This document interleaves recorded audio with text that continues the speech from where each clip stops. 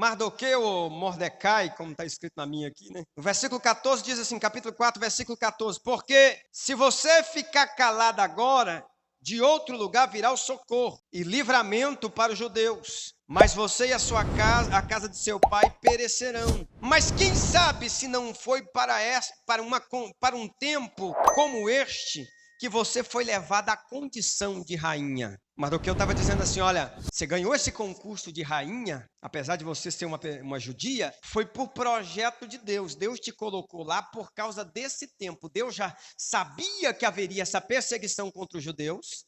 Então Deus te colocou lá para este momento, para que você pudesse fazer alguma coisa e impedir esse estado ou a morte desses judeus. É isso que o texto está querendo dizer. Aí qual que é a resposta para ela? Ela está cheia de medo. Ela está dizendo, mas se eu entrar na presença do rei sem ser convidada, eu vou ser morta. Se ele não estender o cedro para mim, eu vou ser morta. E não vai resolver nada. Aí o que ela convida as pessoas para com ela? Dizendo o seguinte, olha, jejuai por mim, eu também vou jejuar.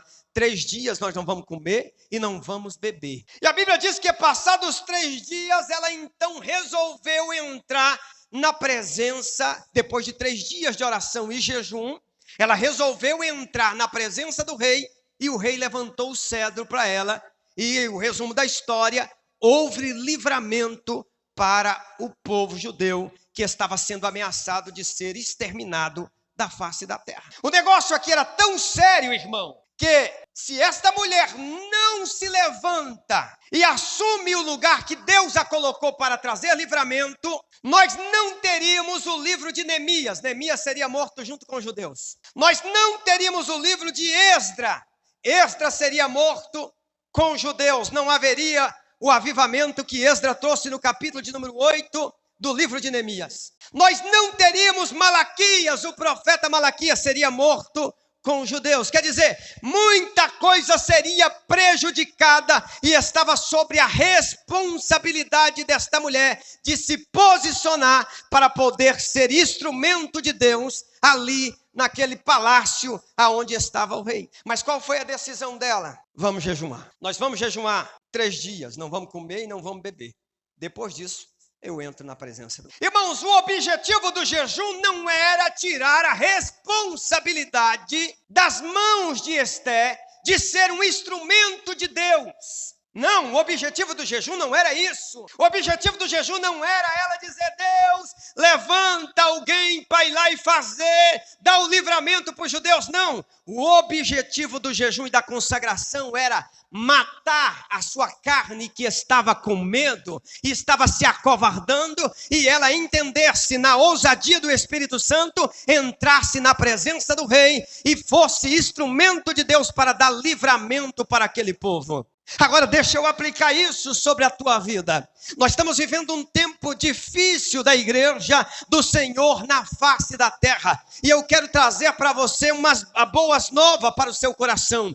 Foi para esse tempo que Deus te chamou para ser instrumento na casa dele. Foi para esse tempo que Deus te escolheu para ser instrumento na casa dele. Mas agora sabe quando é que você vai se levantar, irmãos, com uma autoridade, com ousadia?